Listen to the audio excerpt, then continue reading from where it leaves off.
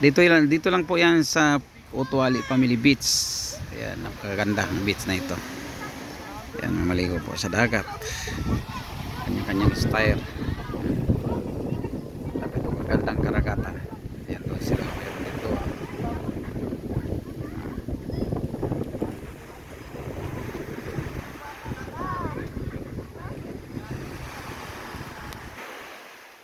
May volleyball pa.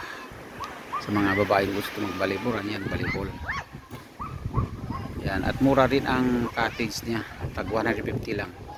Yung malaki tag 200. Yun naman maliit 150 lang.